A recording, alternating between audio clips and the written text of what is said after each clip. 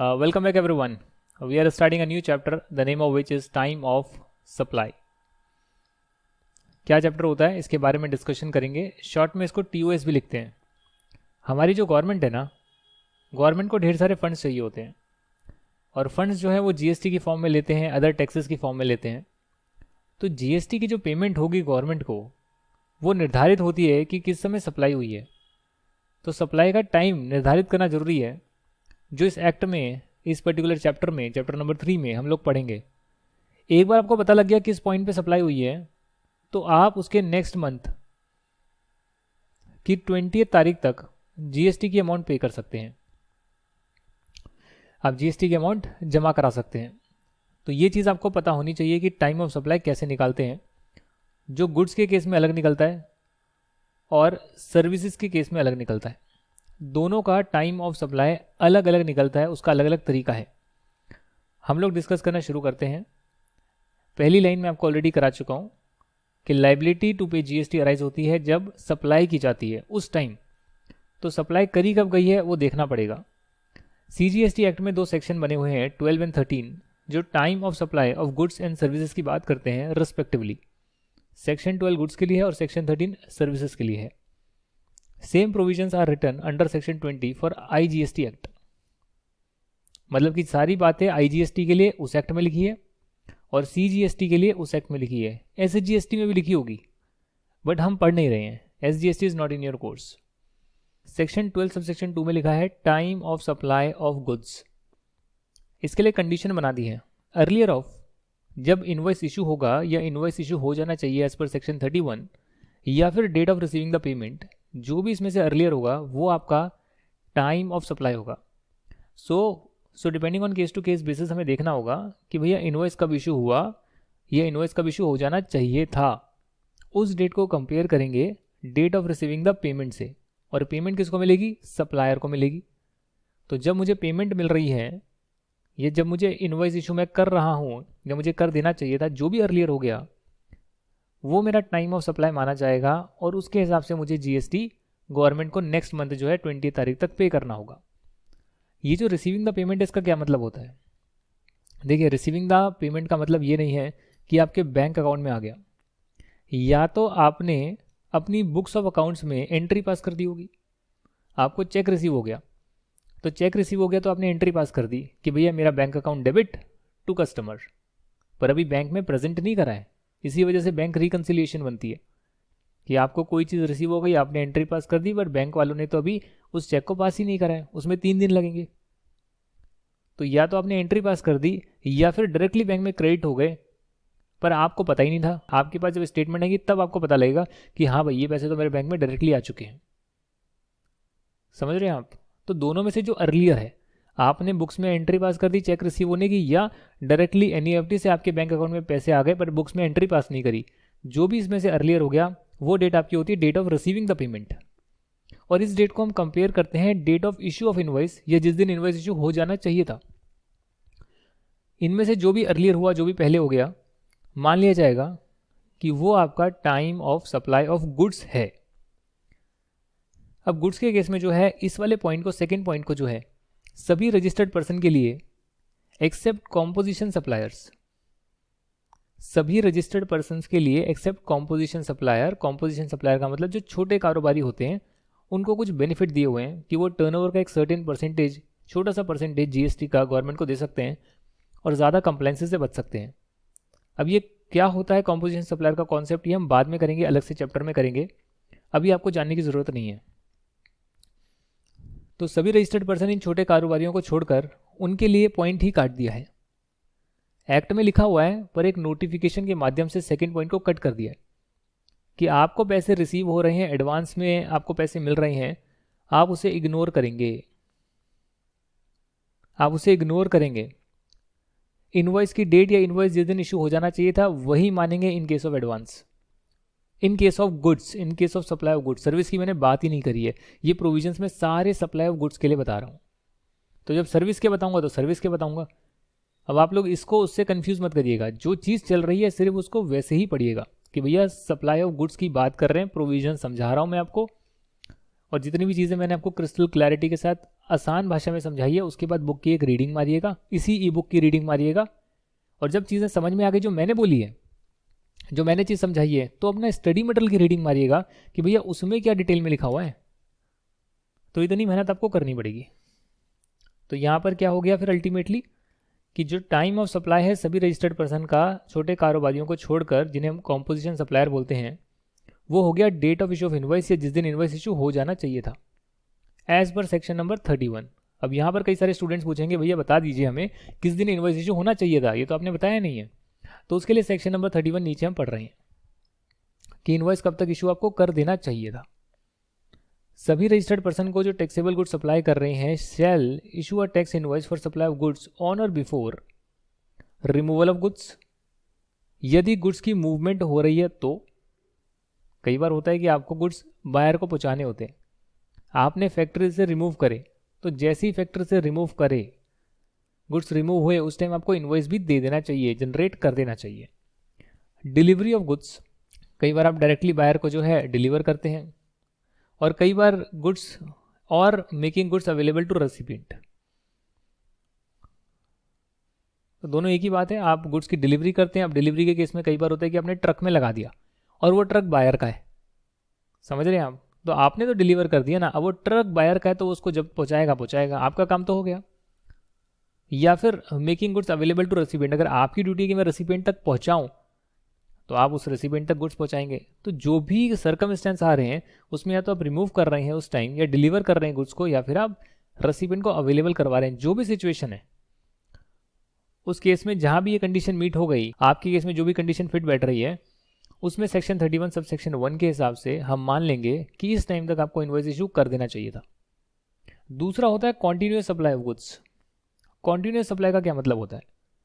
कई बार ऐसा होता है कि आपने एक ओपन ऑर्डर रख दिया है कि मुझे जो है भैया 5 रुपये पर 10 रुपये पर जो है आप सप्लाई करते रहना कॉन्टिन्यूसली, रेट फिक्स कर दी है पर क्वांटिटी फिक्स नहीं करी है, पूरे साल में ऑर्डर आते रहेंगे, और हर पर्टिकुलर क्वांटिटी का एक नया इनवॉइस नहीं इशू करते क्योंकि उसमें कॉन्टिन्यूस सप्लाई होती है, और आप कहते हैं भैया क्वार्टरली में जितना तुम्हारा बनेगा ना उसका एक अलग से बिल या स्टेटमेंट तुम्हें दे दूंगा, अलग से एक स्टेटमेंट तुम्हारे पास में भेज दूंगा।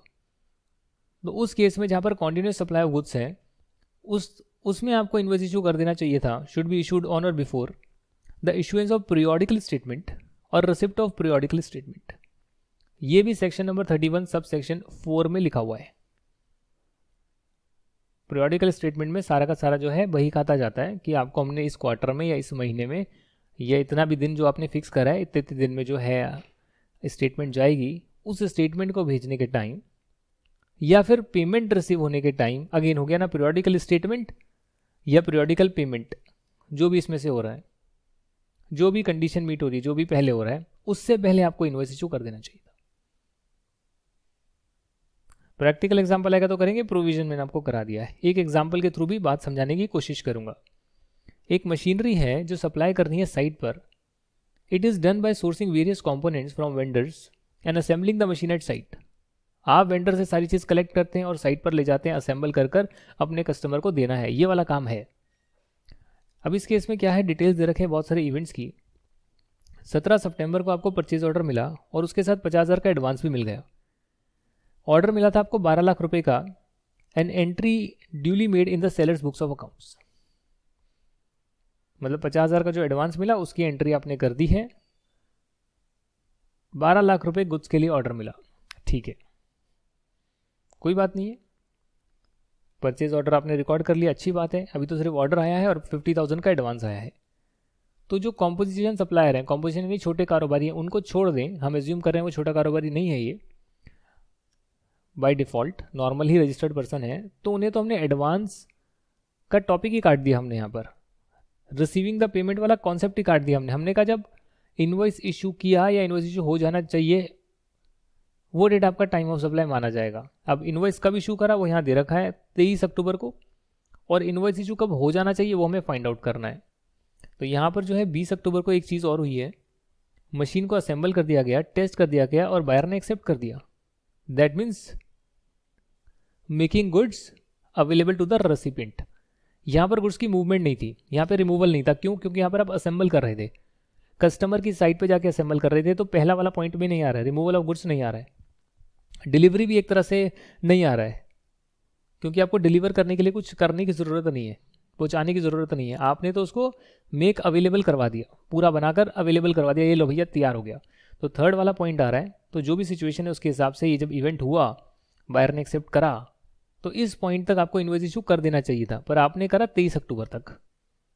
तो जो भी इसमें से पहले हो गया, इस दिन तक तो आपको इन्वॉइस इशू करना ही था 20 अक्टूबर तक, तो ये आपका टाइम ऑफ सप्लाई हो जाएगा, ये आपका टाइम ऑफ सप्लाई हो जाएगा। हालांकि बैलेंस पेमेंट आपको 4 नवंबर को मिली है। नॉर्मल रजिस्टर्ड पर्सन और गुड्स की सप्लाई कर रहे हैं तो उस केस में हम कभी भी पेमेंट देखते ही नहीं है, हम सिर्फ ये देखते हैं कि इन्वॉइस कब इशू करा और इन्वॉइस कब इशू हो जाना चाहिए था। उसमें से जो पहले हो रहा है वो आपका टाइम ऑफ सप्लाई होता है। अब इसको लिखने का क्या तरीका होगा? लिखने का यही तरीका होगा कि टाइम ऑफ सप्लाई जो है गुड्स के केस में आप लिख सकते हैं, in case of goods is issue of invoice or last date when the invoice has to be issued. इस केस में जो है पूरी 12 लाख रुपए के लिए, 12 लाख की अमाउंट के लिए 20 अक्टूबर जो है टाइम ऑफ सप्लाई माना जाएगा, which is the date on which goods were made available to the recipient as per section 31 subsection 1 clause B, making goods available to the recipient and the invoice should have been issued on this date. इस date तक invoice issue हो जाना चाहिए था। ये बात लिखिए section number 12 subsection 2 clause A में। ये देखिए सेक्शन 12 सबसेक्शन 2 क्लॉज ए है, ये क्लॉज बी है। जब आप बुक की रीडिंग करेंगे तो आपको डिटेल में सेक्शन नंबर मिलेंगे। मैंने समरी बुक में बहुत ज़्यादा सेक्शन नंबर नहीं लिखे हैं। मेरा टारगेट था कि मैं आपको कम से कम स्पेस में, कम से कम पेजेस में सारे प्रोविजंस कवर करा दूं, ताकि कॉन्सेप्ट्स में हमारा कोई भी जो है लैकिंग ना हो। All the provision should be covered and important section number should also be coated, which I have coated like section 12 subsection 2। अब इसके सबसेक्शन क्या है, इसके अब क्लॉजेस क्या हैं या सब क्लॉजेस क्या हैं, इतना डिटेल में मैंने यहाँ पर मेंशन नहीं करा है। So that's why I always advise कि समरी के साथ स्टडी मटेरियल तो पूरा रीड करना ही है। That is your main book, whether it's CA, CS और CMA। I am just helping you out by explaining all the provisions. Almost 95-99% provisions आप कह सकते हैं सारे ही डिस्कस कर रहे हैं in very easy to understand manner. और ये जो मैं करवा रहा हूँ इसके बाद आपको रीडिंग भी करनी है ई बुक की। जो चीज़ मैंने समझाई है, जैसे मैंने समझाया और एग्जाम्पल दिया, तो इसकी जब रीडिंग करोगे तो क्लियर होएगा कि हाँ ये चीज़ बताई है। और ऐसे जब क्लियर होएगा और चैप्टर हो जाएगा तो फिर पूरा स्टडी मटेरियल भी गो थ्रू करना है और उसमें क्वेश्चन आंसर्स भी प्रैक्टिस करने हैं। That is your self study. So at the and I am helping you out in understanding difficult concepts. That is my duty. मैं क्या सर्विस दे रहा हूँ वो मैं आपके सामने क्लियरली बता रहा हूँ। समराइज मैनर में चीज़ों को एक्सप्लेन करना और स्टडी मटेरियल के क्वेश्चन आप कर पाएँ, उसके लिए आपको एलिजिबल बनाना, इवन वो सारे क्वेश्चन आंसर्स को डिस्कस भी करना। बाकी आपकी सेल्फ स्टडी है, पूरी बुक की रीडिंग लगाना और खुद से सारी चीज़ ट्राई करना और एग्जाम के क्वेश्चंस भी प्रैक्टिस करना, ये सब आपकी सेल्फ स्टडी है। और नहीं समझ में आए तो मुझसे पूछना, उसके लिए भी मैं हेल्प करने की पूरी कोशिश करूँगा। अब है time limit for issuance of invoice for supply of services. Services के केस में आपको इनवॉइस कब इशू कर देना चाहिए, इसके लिए section number 31 subsection 2 read with rule number 47। कोई भी एक्ट होता है तो उसके साथ कई सारे रूल्स बनते हैं, इसमें भी CGST रूल्स बने हुए हैं और रूल्स भी अलग अलग हैं। टाइम ऑफ सप्लाई के रूल्स अलग हैं, वैल्यूएशन के रूल्स अलग हैं, और आने वाले टाइम में जो हम पढ़ेंगे income tax, input tax credit, उसके रूल्स अलग हैं। सबके रूल्स अलग बने हुए हैं। यहाँ पर जो रूल्स हैं वो डेफिनेटली टाइम ऑफ सप्लाई से जुड़े हुए रूल्स की बात कर रहे हैं, रूल नंबर 47। और उसमें लिखा हुआ है कि जब आप सर्विस की प्रोविजनिंग करेंगे, मतलब सर्विस प्रोवाइड करेंगे, या तो आप इनवॉइस को तब इशू कर दीजिए, आइदर लिखा हुआ है, आइदर आपकी मर्जी है, अर्लियर नहीं लिखा, आइदर लिखा हुआ है। तो या तो आप जब सर्विस प्रोवाइड करेंगे तब इनवॉइस को इशू कर दीजिए, या फिर कम से कम 30 डेज में तो कर ही दीजिए from the date of supply of service. और अगर आप एक बैंकिंग कंपनी है या इंश्योरेंस कंपनी है या फाइनेंशियल इंस्टीट्यूशंस हैं, including non banking financial companies, उनके लिए 45 डेज है कि अगर मान लेते हैं मैंने 10 अप्रैल को 2022 में अपनी सर्विस प्रोवाइड करी, तो या तो मैं इससे पहले भी इनवॉइस दे सकता हूँ, इस डेट को भी मैं दे सकता हूँ, या फिर इसके 30 डेज में भी दे सकता हूँ। और अगर बैंकिंग कंपनी है वो कोई सर्विस प्रोवाइड करी तो 45 डेज तक भी इनवॉइस को इशू कर सकती है। अगर कॉन्टिन्यूस सप्लाई है सर्विस की तो क्या होगा, section 31 subsection 5। By continuous supply I mean कि इसमें आपकी सर्विसेज चली जा रही हैं, कोई लिमिट नहीं है कि एक बार देनी है उसके बाद हो गया, 2 बार देनी हो गया, कॉन्टिन्यूसली चलती जाएगी। तो इस केस में जो है अगर तय करा हुआ है आपने कि पेमेंट कब करनी है, तो उस पेमेंट की डेट से ऑन और बिफोर आप जो है उस पेमेंट की डेट से ऑन और before you have to generate the invoice for service. And if date of payment आपको पता ही नहीं है, डेट ऑफ पेमेंट आपको पता ही नहीं है कि किस दिन तक हमें पेमेंट करनी है, आपने तय ही नहीं करा एग्रीमेंट में, राइट, आपने तय ही नहीं करा है, तो आपने बोला कि हर महीने की पहली तारीख को पेमेंट जाएगी, तब तो आपको उस दिन से पहले इनवॉइस भी इशू करना होगा। अगर तय नहीं करा हुआ है तो उस केस में ऑन और before the time when the supplier of service receives the payment. अगर पहले से दिन तय नहीं करा हुआ तो जब आपको पेमेंट मिली उस टाइम आप इनवॉइस इशू कर दीजिए, या उससे पहले आप इनवॉइस को इशू करके रख दीजिए, राइट। अब होता क्या है कि मान लो पेमेंट आ गई, 10 अप्रैल को पेमेंट आ गई, अब आप इनवॉइस क्या 11 अप्रैल को इशू करेंगे? दी आंसर इज आप 10 को करें 11 को करें, बट उस पर डेट आप 10 की डालेंगे, ये 9 की डालेंगे, उससे पहले की डेट डालेंगे, क्योंकि ये हमारे प्रोविजंस कहते हैं। अच्छा, मान लेते हैं अगर पेमेंट लिंक्ड है to the completion of an event, there are certain services like architectural design services और वेबसाइट डिज़ाइनिंग सर्विसेज, और वेयर यहाँ पे दे रखा होता है कि भैया इतना इतना पार्ट करूँगा तो इतना इतना पैसे आना चाहिए, 10%, 20%, 30%, ये काम होगा तो 40%, ऐसे पेमेंट आपकी आएगी। तो उस केस में जो इवेंट तय करे हुए हैं वो जैसे इवेंट हो गया ऐसे लिस्ट बना दी कि भैया फर्स्ट 10% पेमेंट एडवांस देना है, वो आपने दे दिया। उसके बाद एक हम वेबसाइट का ढांचा तैयार करेंगे, उसके बाद 20% पेमेंट और जाएगी। तो जैसे ही ढांचा तैयार हो गया आपको जो है पेमेंट मांगने से पहले अपना इनवॉइस को इशू कर देना चाहिए। तो जैसे जैसे सक्सेसिव इवेंट होते जाएंगे आपके पास इनवॉइस आता रहेगा, उसके हिसाब से आप पेमेंट करते जाएंगे। In case of cessation of supply of service before the completion of supply, कई बार सप्लाई चल रही होती है और उसको हम बीच में तोड़ देते हैं कि भैया एंड करो इसको, तो हमें आपकी सर्विस कंटिन्यू नहीं करनी है। तो एटलीस्ट जितना काम हो गया है उसकी पेमेंट तो आप लेंगे ना, तो उसका इनवॉइस आप इशू कर देंगे। As per section 31 sub section 6 आप इनवॉइस को इशू कर देंगे कि भाई देखो साहब, आपने सर्विस 30% 40% कंप्लीट हुई, आपने बीच में तोड़ दी, जितनी सर्विस हमारी हो गई है एटलीस्ट आप जो है उसका इनवॉइस दे दीजिए। तो सप्लायर जो होगा वो उसका इनवॉइस दे देगा, और बाकी का जो बैलेंस है जो भी उसका बनता है वो ये पैसे, जो भी उसके पैसे बनते हैं वो ये ले लेगा। Section 13 sub section 2 time of supply of services क्या होता है? तो अभी तक अगर आपने पढ़ा है तो आपने दो चीज़ पढ़ी है, एक इनवॉइस कब इशू कर देना चाहिए, चाहे वो गुड्स के केस में हो या सर्विस के केस में हो, और दूसरा एक्चुअली में टाइम ऑफ सप्लाई क्या होगा। क्योंकि टाइम ऑफ सप्लाई के लिए जिक्र करा हुआ है कि जिस दिन इनवॉइस इशू हुआ या किसी को हम कंपेयर कर रहे हैं किसी चीज़ से, that's why we are also studying कि इनवॉइस कब तक इशू होना चाहिए था। तो ये दो चीज़ आपको पता होनी चाहिए कि गुड्स के केस में और सर्विस के केस में कब तक इनवॉइस इशू कर देना चाहिए, और टाइम ऑफ सप्लाई कैसे निकालते हैं। तो सर्विस के केस में टाइम ऑफ सप्लाई होता है जहाँ पर इनवॉइस इशू कर दिया है जो time limit prescribed as per section 31, that is within 30 days of service, या फिर 45 days in case of banking company, insurance company और वो NBFC वगैरह जो होते हैं। अगर इनवॉइस टाइम पर आपने सप्लाई करा है तो उस केस में इनवॉइस की डेट माननी होगी। अगर इनवॉइस टाइम पर बनाया नहीं है, आप कहते हैं मैं तो बनाऊंगा नहीं, कर लो जो करना है, उस केस में इनवॉइस की डेट मान्य नहीं होगी। ये देखने के लिए कि टाइम ऑफ सप्लाई सर्विस का कब है, तो आपने इनवॉइस टाइम पर बनाया तो उस केस में हम इनवॉइस की डेट को कंपेयर करेंगे जब आपने पेमेंट रिसीव करी, सप्लायर ने पेमेंट को रिसीव करा, ठीक है ना। इनवॉइस को इशू करा अगर आप टाइम लिमिट में कर रहे हैं, या फिर पेमेंट को रिसीव करा, इसमें एडवांस का चक्कर, एडवांस के लिए एग्जेम्पशन नहीं है। पेमेंट पहले आ गई तो वो डेट आपकी रिलेवेंट हो जाएगी।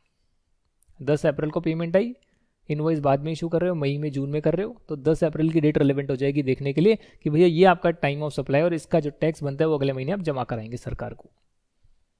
सो दैट्स वाई इनवॉइस जब टाइम पर इशू होगा तो उस डेट को हम पेमेंट की डेट से कंपेयर करेंगे जब रिसीव हो रही है आपको। और रिसीविंग का मतलब है या तो आप बुक्स में एंट्री कर रहे हैं, आपके बैंक अकाउंट में आ रहा है, विच एवर इज अर्लियर, उसका भी अलग से मीनिंग है जो मैंने आपको पहले बताया हुआ है। जो भी अर्लियर है इनवॉइस की डेट या रिसीविंग द पेमेंट, आपका वो बन जाएगा time of supply of service. But in case आप जो है इनवॉइस को टाइम पर इशू नहीं करते हैं, इनवॉइस को आप टाइम पर इशू करते ही नहीं है, क्या होगा? You do not issue invoice on time. 30 days का टाइम दिया है, कईयों को 45 डेज का दिया है, आप टाइम पर इशू ही नहीं कर रहे हैं, तो उस केस में हम इनवॉइस की डेट को कंपेयर ही नहीं करेंगे। हम कंपेयर करेंगे जब आपने सर्विसेज दे दी या जिस दिन आपको पेमेंट आ गई, जो भी अर्लियर होगा वो आपका फिर time of supply of service बन जाएगा।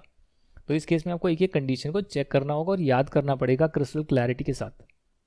सर मान लेते हैं कि ऊपर वाले इवेंट को असर्टेन नहीं किया जा सकता, अनअसर्टेनेबल मतलब भाई किस दिन पेमेंट आई छोड़ो, प्रोविजन कब हुआ सर्विस का पता नहीं लग रहा, डेट भूल गए, रिकॉर्ड नहीं करा, याद ही नहीं किसी को। अगर असर्टेनेबल है तो उस केस में date on which recipient shows the receipt of service in his books of accounts, वो डेट आपकी मान्य हो जाएगी कि भैया जिसको आपने सर्विस दी उसने अपनी बुक्स में जब रिकॉर्ड करा तब मान लिया जाएगा टाइम ऑफ सप्लाई है, अगर ऊपर वाली कंडीशन कोई भी मीट नहीं हो पाती है एक्सेप्शनल सर्कमस्टांसेस में। जैसे इस केस में पूछा गया एग्जाम्पल दे रखा है, determine the time of supply from the following particulars. ये एग्जाम्पल से आपको समझ में आएगा। इसमें 6 मई को क्या हुआ, एक कन्वेंशन हॉल की बुकिंग करी है। तो कन्वेंशन हॉल क्या होता है, उसे आप खरीदते नहीं है, आप रेंट पर लेते हैं, एक दिन के लिए लेते हैं, वो एक सर्विस है। तो आपने उसको बुक करा, 15,000 का सम एग्री हुआ और 3,000 रुपये आपने पकड़ा दिए और सप्लायर को 3,000 रुपये मिल गए। 15 सितंबर को फंक्शन हो गया, यानी कि सर्विस प्रोवाइड कर दी। 27 अक्टूबर को इनवॉइस इशू करा 15,000 रुपये का, और उसमें दिखाया कि 15,000 टोटल था, 3,000 एडवांस आ गया, 12,000 और पेएबल है, और बैलेंस 12,000 जो है 3 नवंबर को रिसीव हो गए। तो ऐसे जो है चेन ऑफ इवेंट चला है, 6 मई, 15 सितंबर, 27 अक्टूबर, 3 नवंबर। अब यहाँ पर जो है आपको बताना है time of supply of service क्या होगा। तो पहला क्वेश्चन तो आपका आना चाहिए, क्या हम अगर 15,000 रुपये का अमाउंट तय हुआ है तो पूरी 15,000 का एक ही होगा, एक ही दिन होगा टाइम ऑफ सप्लाई, या अगर उसका कुछ पोर्शन पहले मिल गया कुछ बाद में मिल रहा है तो दोनों के लिए अलग अलग टाइम ऑफ सप्लाई चेक करना होगा। तो ये आपका क्वेश्चन होना चाहिए। देखिए हमारा जो सेक्शन 31 है सब सेक्शन 2 रूल 47 वो कहता है कि इनवॉइस को 30 डेज में आपको इशू कर देना है। इस केस में जो है अगर इनवॉइस 30 डेज में, इनवॉइस जो है 30 डेज में इशू नहीं हुआ है, 15 सितंबर को आपने सर्विस दी, तो करीब करीब आप कह सकते हो 15 अक्टूबर से पहले आपका इनवॉइस इशू हो जाना चाहिए था, वो नहीं हुआ है। तो उस केस में क्या होगा, जिस केस में इनवॉइस टाइम पर इशू नहीं हो रहा उस केस में हम इनवॉइस की डेट को किसी चीज़ से कंपेयर नहीं करेंगे। Instead we will compare as per section 13 sub section 2 clause B, जो कि यहाँ पर आ रहा है section 13 sub section 2 clause B, ये बी है, ये ऊपर वाला ए है। बी में लिखा हुआ था कि हम date of provision of service को कंपेयर करेंगे पेमेंट की डेट से, receipt of whichever is earlier. अब इस केस में जो है 3,000 की जो पेमेंट है वो आपको मिल गई 6 मई को। तो भैया प्रोविजन सर्विस दी आपने 15 सितंबर को, पेमेंट मिली 3,000 के लिए 6 मई को, तो इस 3,000 रुपये के लिए तो 6 मई आपकी जो है 6 मई जो है वो आपकी टाइम ऑफ सप्लाई हो गया। और बाकी का जो 12,000 है वो आपको मिल रहा है 3 नवंबर को, सर्विस आपने प्रोवाइड करी 15 सितंबर को, जो भी इसमें से अर्लियर है जो कि आपका 15 सितंबर है वो हो गया time of supply of service. तो यानी कि एक पोर्शन के लिए अलग, एक के लिए अलग, पूरी सर्विस के लिए एक टाइम ऑफ सप्लाई भी जरूरी नहीं है। उसका एक पोर्शन एडवांस मिल गया और इसमें एडवांस का एग्जेम्प्ट नहीं होता है। इसमें आप कंपेयर करते हो, एडवांस पहले मिल रहा है तो वो आपका टाइम ऑफ सप्लाई हो सकता है, और उसका 3,000 रुपये का जो जीएसटी है वो आप नेक्स्ट महीने दोगे, और 12,000 का जो 15 सितंबर की डेट आ रही है उसका उसके हिसाब से आप नेक्स्ट मंथ जमा कराओगे इस पे जो जीएसटी बनता है। तो इसीलिए टाइम ऑफ सप्लाई का चैप्टर बहुत इंपॉर्टेंट है। ये जो 1,000 रुपये दे रखा है इसको काट दीजिएगा, रिलेवेंट इतना है नहीं है।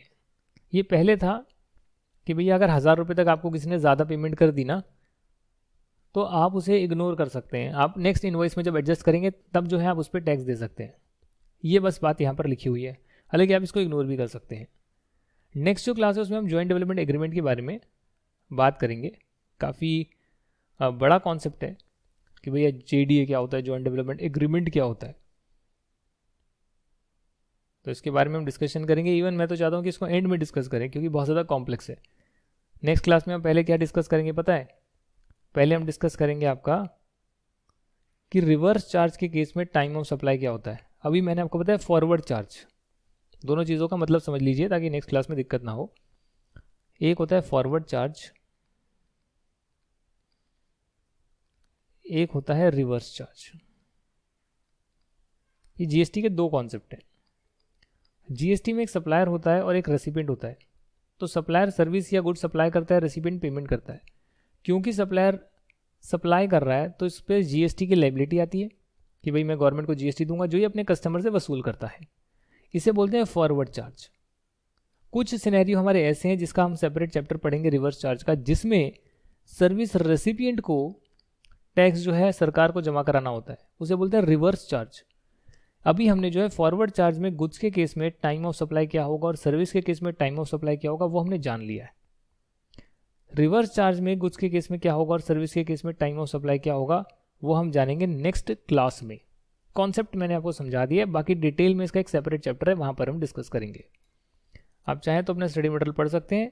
मैं बार बार आपको आगाह कर रहा हूँ कि इन वीडियोस के साथ आपको डिटेल्ड स्टडी करना ज़रूरी है। ये तो आपको बस क्रिस्टल क्लैरिटी दे रहे हैं एक पर्टिकुलर प्रोविजन के बारे में, एग्जाम्पल डिस्कस हो रहे हैं और डेफिनेटली बुक के क्वेश्चंस भी डिस्कस होंगे, पर उसके बाद भी बहुत मेहनत और ज़रूरी है। That is reading the entire material and practicing examination questions and then asking doubts if you have any. Scratch से पढ़ो, बुक की रीडिंग लगाओ, बेसिक समझो, एक एक वर्ड का मीनिंग जानने की कोशिश करो, गूगल पे रिसर्च करो, ये सेल्फ स्टडी होती है। अब आप जाएंगे टाइम ऑफ सप्लाई पढ़ने, आप ब्लैंक हो जाएंगे, भैया क्या लिखा है समझ में नहीं आ रहा। बट अगर ये लेक्चर देखकर बुक की रीडिंग करेंगे तो आपको लगेगा हाँ यार ये सब चीज़ें मुझे समझ में आ रही हैं, लेक्चर में देख लिया है। तो that's why lectures are important, but they are only supportive in your preparation. They are not the ultimate thing which you can rely कि बस ये कर लो और मैं पास हो गया। नहीं, ये आपको हेल्प करेंगे आपकी सेल्फ स्टडी के लिए, ताकि आपको उसमें दिक्कत ना आए। But self study is must, whether you take classes or you do not take classes, self study is the key to success. तो मन लगा के पढ़िए, बार बार पढ़िए, अपनी मेहनत को जारी रखिए। Thank you for watching this. जय हिंद एंड बाय बाय।